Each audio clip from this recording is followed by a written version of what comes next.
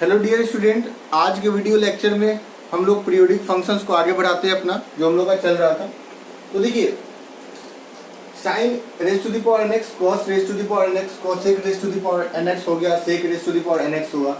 ठीक है, इसका पीरियड डिपेंड करता है एन के पावर के ऊपर। अगर एन यहाँ पर ऑड हुआ तो पीरियड 2 पाई होगा, और एन अगर इवन हुआ तो पीरियड इसका पाई हो जाता है। ठीक, जैसे आप देख लीजिए एग्जाम्पल इसका, जैसे आप साइन क्यू एक्स, ठीक है, अगर साइन क्यू एक्स के पीरियड की बात की जाए तो साइन क्यू एक्स का पीरियड क्या होगा, 2 पाई होगा। ठीक, लेकिन वही अगर sine raise to the power 4x की बात की जाए या साइन स्क्वायर एक्स की बात की जाए तो इसका पीरियड पाई होगा। इसके पीछे कारण है सिंपल कि fx तुम्हारा क्या है हम लोग का, sine raise to the power 4x ले लो। ठीक, अब मैं क्या बोल रहा हूँ, इसका पीरियड पाई होगा, तो इसके पीछे लॉजिक ये है कि आप ये करके चेक करके देख लो। अगर ये फंक्शनल इक्वेशन सेटिस्फाइड हो गया, ठीक है, तो यहाँ पर पीरियड हम क्या लगा देंगे, पाई लगा देंगे। ठीक, तो चेक करके देखते हैं। ठीक, तो यहाँ पर x प्लस क्या कर लो, पाई कर लो। तो यहाँ भी क्या हो जाएगा हम लोग का, sine raise to the power 4x कहने का मतलब क्या हो गया हम लोग का, साइन एक्स होल पावर क्या हो गया, 4 हो गया। ठीक है, तो यहाँ पर x प्लस पाई लगा लिया हम लोग ने। ठीक है, और होल पावर क्या लगा लिया, 4 लगा लिया। ठीक, अब देखिए साइन पाई प्लस एक्स क्या हो जाता है, माइनस साइन एक्स हो जाता है।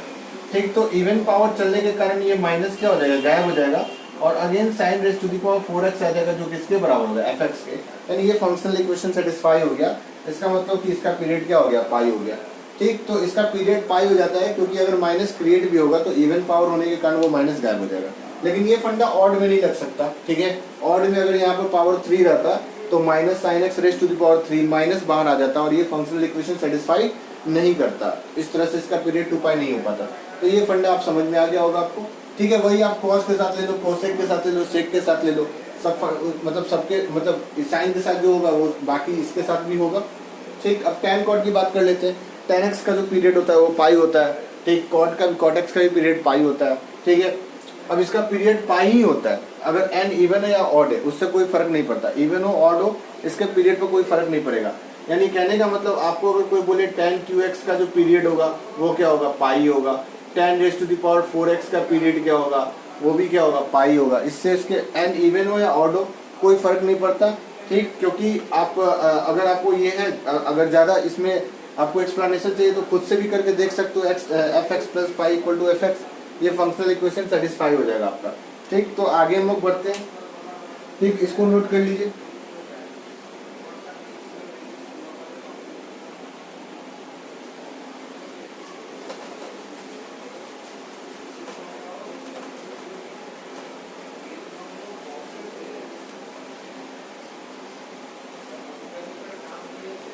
देखिए,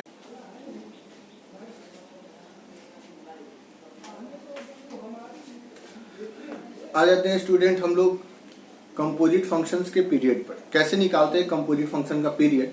कंपोजिट फंक्शन हम लोगों ने रेंज के कुछ क्वेश्चंस में किया था। ठीक, लेकिन डिटेल्स में हम लोग पीरियोडिक फंक्शन के बाद यानी अगले वीडियो लेक्चर में हम लोग कंपोजिट फंक्शन डिटेल में पढ़ेंगे। ठीक है, लेकिन चूंकि रेंज में हम लोगों ने कुछ डिस्कस किया था तो ज़्यादा दिक्कत नहीं होना चाहिए। ठीक, तो period of f of g x. ठीक है, कंपोजिट फंक्शन क्या होता है, सिंपल फंक्शन के अंदर फंक्शन लगा दीजिए, फंक्शन के अंदर फंक्शन डाल दीजिए, कंपोजिट फंक्शन हो गया। ठीक है, फंक्शन के अंदर फंक्शन, ये भी हम लोग का क्या होता है, कंपोजिट फंक्शन होता है। ठीक है, तो अभी फिलहाल देख लीजिए कि कंपोजिट फंक्शन जो होता है हम लोग का, उसमें हम लोग जो पीरियड निकालते हैं वो कैसे निकालते हैं। तो मतलब कंपोजिट फंक्शन में जो पीरियड होता है वो डिसाइड करता है इसका अंदर वाला फंक्शन, यानी जीएक्स का जो पीरियड होगा वही पूरे होल फंक्शन का क्या होगा, पीरियड होगा। ठीक, यानी आप सपोज कर लीजिए कि अगर मैं इसकी बात कर लूं कि साइन फ्रैक्शनल पार्ट एक्स की, अगर मैं इसकी बात करूं, ठीक, तो साइन के अंदर किसका फंक्शन है, फ्रैक्शनल पार्ट का। तो फ्रैक्शनल पार्ट का जो पीरियड होगा वही पूरे होल फंक्शन का क्या होगा, पीरियड होगा। ठीक, तो इसका जो पीरियड होगा वो क्या हो जाएगा हम लोग का, 1 हो जाएगा। अगर हम लोग fractional part of sine x की बात कर लें, ठीक, तो देखिए अंदर वाला फंक्शन क्या है, साइन एक्स, यही इसका जो पीरियड होगा वही पूरे होल फंक्शन का पीरियड डिसाइड करेगा। तो मतलब वही एक्चुअली में पीरियड होगा। ठीक, तो साइन एक्स का पीरियड क्या होता है, 2 पाई। ठीक, तो अंदर वाला फंक्शन का पीरियड 2 पाई है, तो पूरे होल फंक्शन का पीरियड क्या होगा, 2 पाई होगा।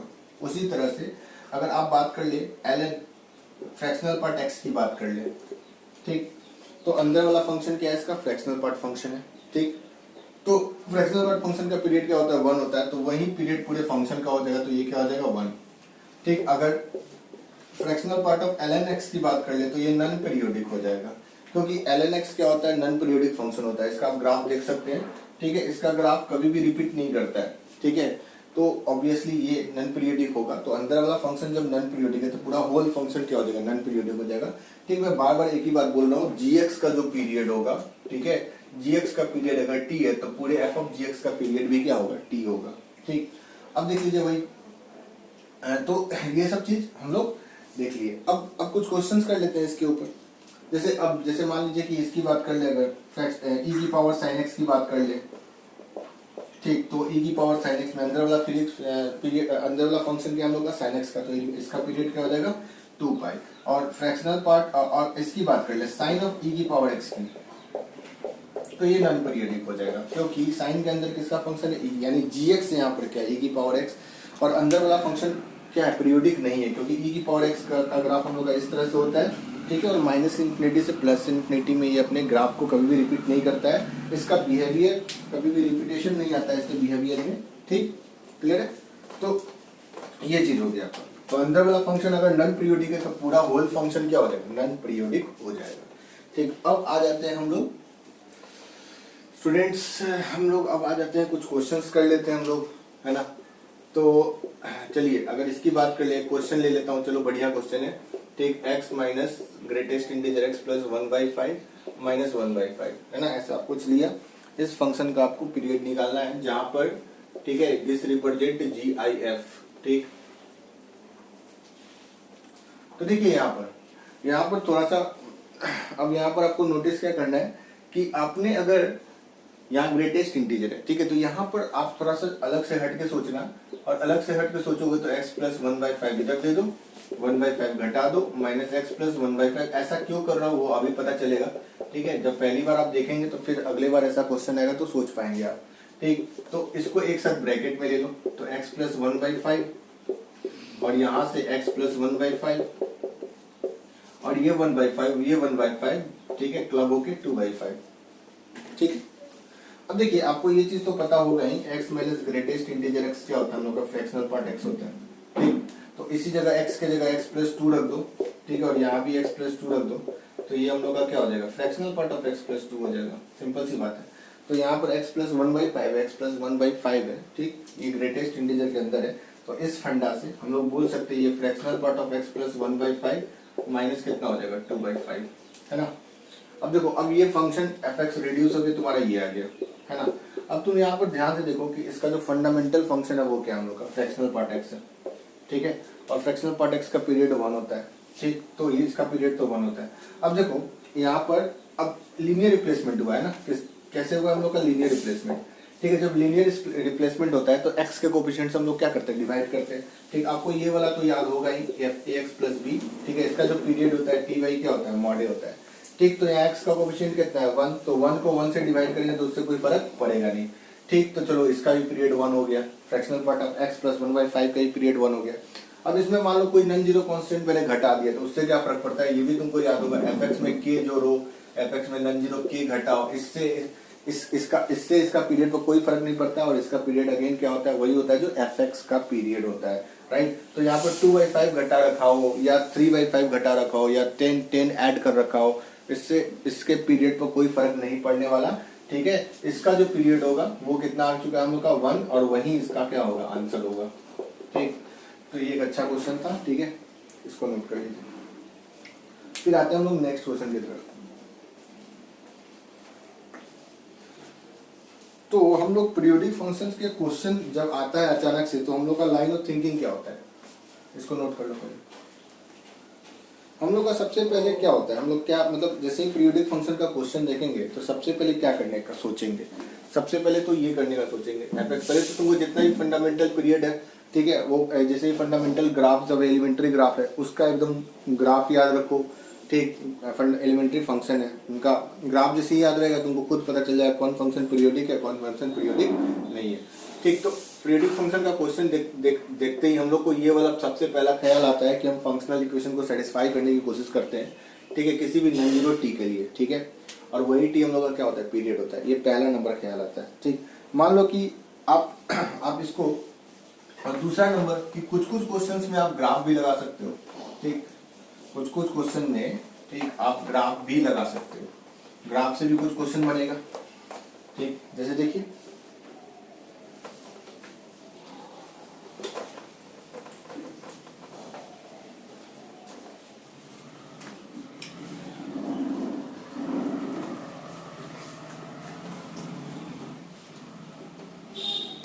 जैसे आप देखो, अगर मैं इसकी बात कर लूं sign square x plus cos square x की, ठीक है, इसकी अगर बात कर लेता हूं sign square x plus cos square x का, बताओ इसका पीरियड क्या हो, ये पीरियडिक होगा कि नहीं, पहले ये बताओ। तो पीरियडिक होगा ये, क्योंकि sign square x plus cos square x कितना हो जाता है हम लोग का, 1 के बराबर हो जाता है, ठीक है। 1 क्या है, constant function, f x equal to 1 क्या हो जाएगा, कांस्टेंट फंक्शन हो जाएगा, और कांस्टेंट फंक्शन हमेशा पीरियडिक होता है, ठीक है, लेकिन इसका फंडामेंटल पीरियड एग्जिस्ट नहीं करता, ठीक। तो ये तो घुमा फिरा के sine square x plus cos square x equal to क्या हो गया, 1। और अगर मैं बोलूँ कि सर इसका ग्राफ आप ड्रॉ कर लो, तो जब आप इसका ग्राफ ड्रॉ कर लोगे तो यही इसका ग्राफ हो जाएगा, एफ एक्स इक्वल टू 1, यही ग्राफ हो जाएगा इसका, ठीक है, एफ एक्स इक्वल टू 1। अब देखो कांस्टेंट फंक्शन जो है, इसका जो पीरियड है वो ये तो हमेशा पीरियडिक होता है, लेकिन इसका फंडामेंटल पीरियड क्या होता है, डिफाइंड नहीं होता है। तो sign square x plus cos square x का जो ग्राफ है वो ऐसा ही होता है, एफ एक्स इक्वल टू 1, यानी y equal to 1 horizontal line होता है, पीरियडिक तो है बट इसका फंडामेंटल पीरियड डिफाइन नहीं होगा। तो ये हो गया इसका आंसर, ठीक है, पीरियडिक, ठीक, लेकिन इसका पीरियडिक फंक्शन, ये फंडामेंटल फंक्शन क्या है, फंडामेंटल पीरियड डिफाइन नहीं है। अब सेकंड में आते हैं, सेकंड नंबर, ये भी अच्छा क्वेश्चन है, f x equal to sec square x minus tan square x, अगर इसकी बात करें, ठीक, तो क्या होगा, देखो अगर हम इसकी बात कर लें sec square x minus tan square x की, तो इसका पीरियड तुमसे पूछा गया है ना, इसका पीरियड तुमसे पूछा गया है, तो तुम इसको ग्राफ से भी आंसर कर सकते हो, ठीक है, कैसे, ठीक है, sec square x minus tan square x किसके बराबर होता है, हम लोग का 1 के बराबर होता है, ठीक। तो अब तुम इसका अगेन तुम बोलोगे सर इसका भी ग्राफ तो ऐसा ही होगा, बिल्कुल ऐसा होगा, ठीक। अब तुम बोलोगे कि, अब तुम यहाँ से ये बोल सकते हो कि इसका भी जो ग्राफ होगा वो बिल्कुल एफ एक्स इक्वल टू 1 की तरह होगा, ठीक, लेकिन ऐसा नहीं होगा, देखो, ठीक, f x equal to 1, sec square x minus tan square x 1 होता है, चलो सही है। अब अगर हम इसका ग्राफ ले लें,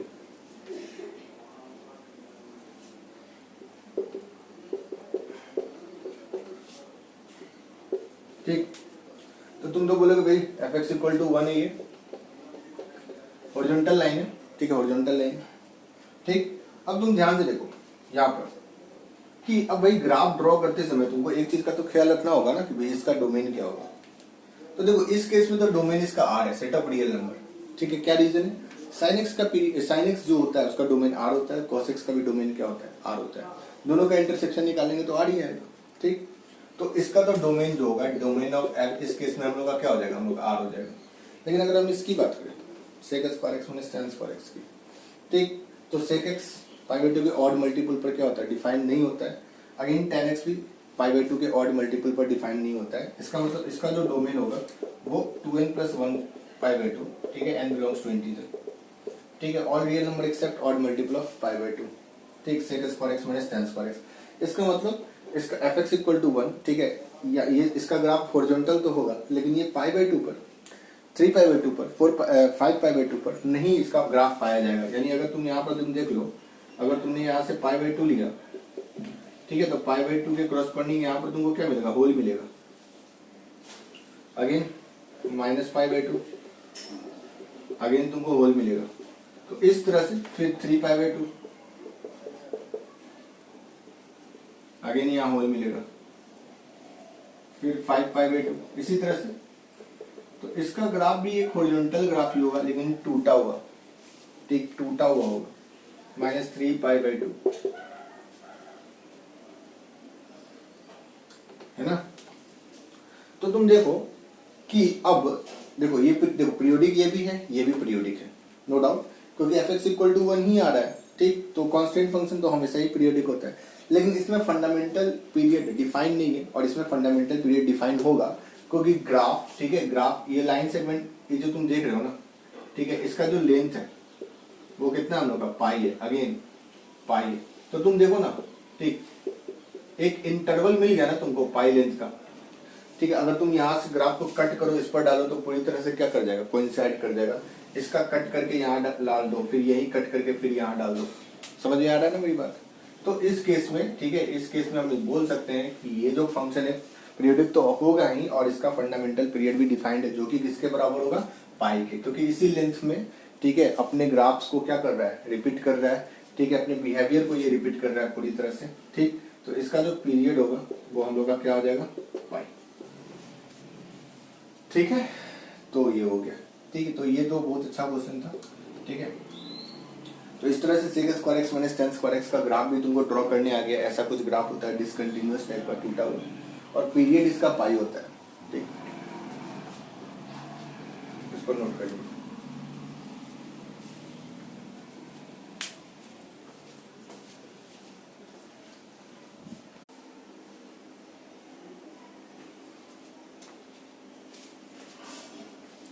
आते हैं स्टूडेंट हम लोग कुछ बढ़िया क्वेश्चंस के साथ। बेसिक क्वेश्चंस तो हम लोग ने कर लिया है, कुछ इंपॉर्टेंट क्वेश्चन करते हैं। पहला वाला क्वेश्चन दिया हुआ है, if fx equal to sin x plus cos ax is a periodic function, prove that a is a rational number.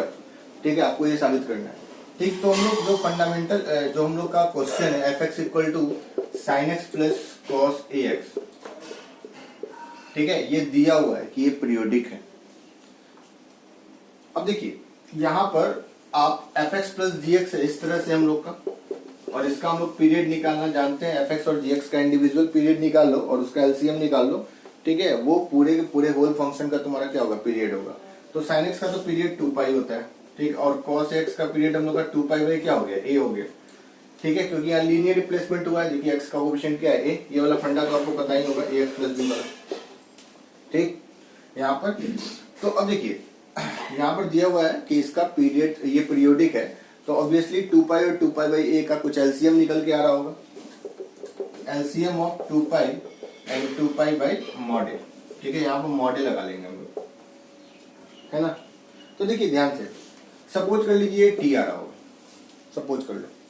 अब मेरे को तुम ही बताओ, ठीक, कि एलसीएम का जो फंडामेंटल बेसिक कॉन्सेप्ट है एलसीएम का वो क्या है। जैसे अब सपोज कर लो 9 और 12, इसका तुम एलसीएम लेते हो तो ये कितना आता है हम लोग का 36। कितना आ जाएगा हम लोग का 36, ठीक। तो अगर यहाँ पर दो नंबर का मैंने एलसीएम लिया है, ठीक, तो वो वैसा नंबर आएगा, ठीक, जो 9 से अगर 36 यानी 9 मतलब जो भी इंडिविजुअल नंबर है जिसका हम लोगों ने एलसीएम निकाला है, ठीक, उसमें क्या खूबी होनी चाहिए, जो एलसीएम आएगा क्या खूबी होनी चाहिए कि इस नंबर को अगर तुम 9 से भी डिवाइड करो और क्या करो 12 से डिवाइड करो, तो दोनों केस में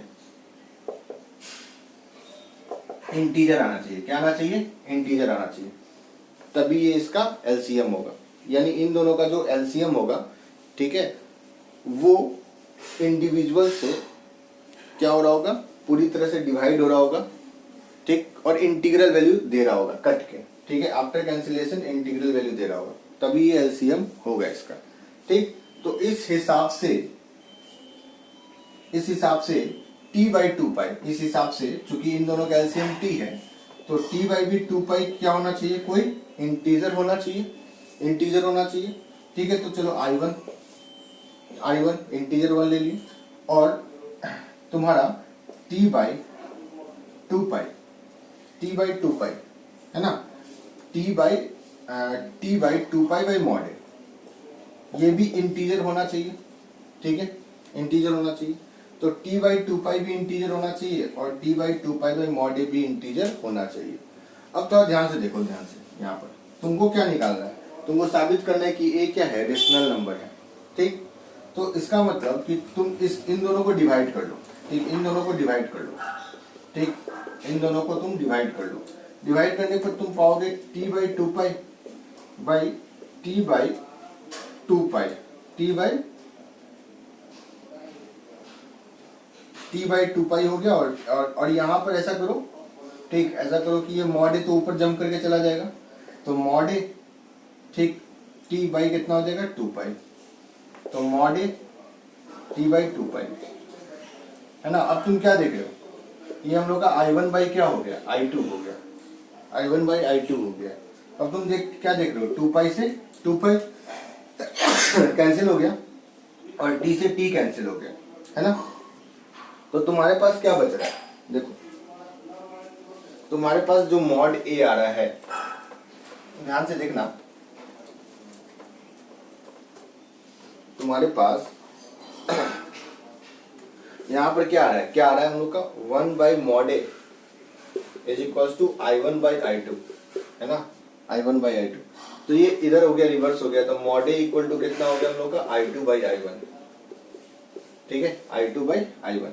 अब जरा तुम ही सोचो, ठीक, कि I2 भी इंटीजर है और I1 भी क्या है, इंटीजर है, यानी मॉड ए कौन से फॉर्म का आ गया, P बाई Q फॉर्म का आ गया, ठीक है, P बाई Q फॉर्म का आ गया, ठीक। सपोज कर लो ऐसा कुछ आ रहा होगा, ठीक है, I2 सपोज कर लो कोई इंटीग्रल वैल्यू ले लो 4 और I1 भी इंटीजर है ना, तो कोई 3 ले लो, तो मॉड इक्वल टू 4/3, तो A बराबर कितना हो गया हम लोग का, प्लस माइनस क्या हो गया 4/3, ठीक। तो यहाँ से ये साबित हो गया कि A को हर हाल में, ठीक, क्या होना पड़ेगा, रेशनल नंबर, क्योंकि आपको किसी को भी अगर रेशनल नंबर, किसी भी नंबर को आपको रेशनल नंबर साबित करना है तो आपको क्या शो करना होता है कि वो नंबर P/Q के फॉर्म का है, ठीक।